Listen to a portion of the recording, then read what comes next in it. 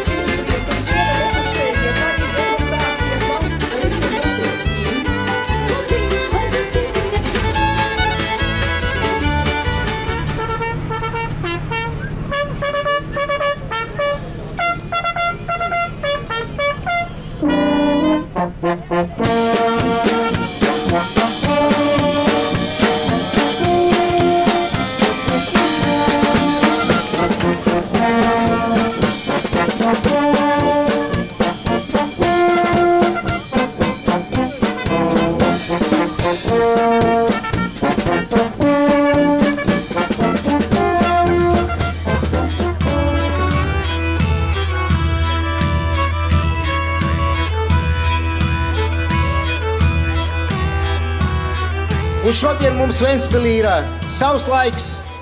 Mēs nedzīvojam pēc Sanktpēterburgas meridiāna, bet mēs dzīvojam pēc Ventspils meridiāna. Mums ir sava valūta, protams, mums ir sava himna, mums ir savs karoks, mums ir savas gotiņas, kuras mēs ļoti mīlam. Mums ir ļoti daudz kas savs. Kāpēc? Tāpēc, ka mēs lepojamies ar ventspilniekiem, un ventspilnieki lepojas ar savu pilsētu.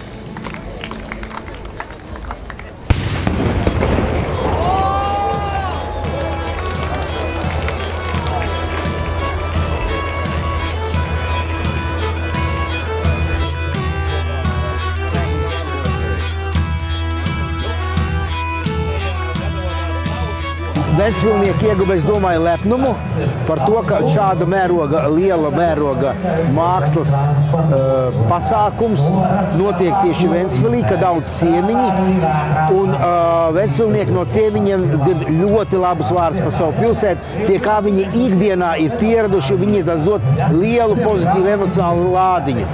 Savukārt ciemiņi, tie, kas atbrauc pirmo reizi, tie ir šokā, tas ir neapšaubām. Vienalga ārzemnieki vai vietējie, viņi redz kaut ko tādu, ko viņi nav gaidījuši, bet, un to man saka cilvēki, kas man pienāk tik klāt arī. Un savukārt, un pēc tam viņi atgriežas.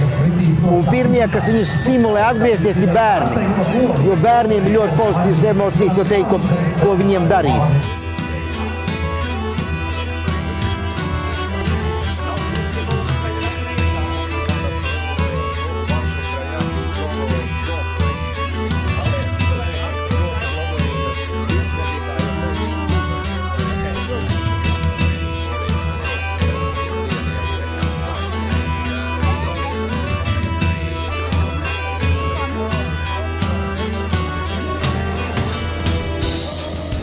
Mani ļoti emocionāli paceļ tas, ka ir tik daudzveidīgs piedāvājums un skatījums, un kur ir iekšā doma. Tas priekš manis ir tas galvenais produkts. Ir govs. Viņa tiek veidota kā pļava. Katram šim potenciālajam mākslas darbu līdzautoram, kas nāk no tautas, viņam ir iespēja uzlīmēt savu ziedu, pilnīgi individuālu ziedu, uz govs.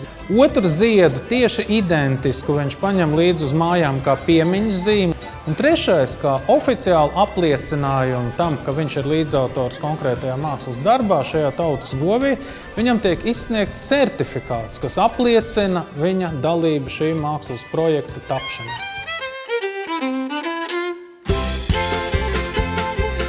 Govs ir dižu barotāji. Ventiņiem govs tas nozīmē iztik un pats nav mājas. Smuks kā lops, tu ir dzirdējis, kas saka smuks kā lops. Tas ir augstākā ranga kompliments. Ja cilvēks ir smuks kā lops, tas nozīmē, ka viņš ir ne tikai labi kops un labi barots. Viņš ir pats dārgākais, kas vispār mājās var būt. Lopu nobarot, ka tam spalvu spīd un laist, tas nemaz nav tik viegli.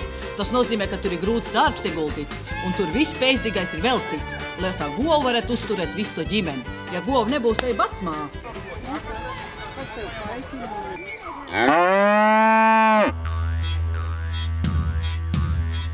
Žūrijas komisija ir novērtējusi rezultātus balsošanas, ko izdarīja visi apmeklētāji. Balvā ir bezrūpīga atpūta Ventspilī. Un tagad par rezultātu. Visvairāk balss ieguva Piena ceļš.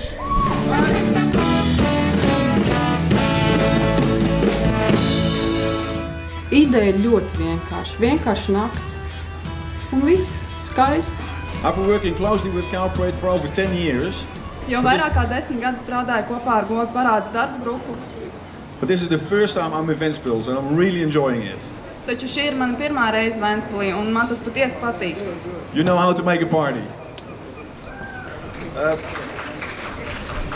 Thank you very much. Liels paldies. What a wonderful feeling, what an amazing crowd. Pateicos par lielo pūli un par abrīnojamām izjūtām. Mākslinieku radošais pienesums šoreiz ir lielāks, daudzveidīgāks, interesantāks.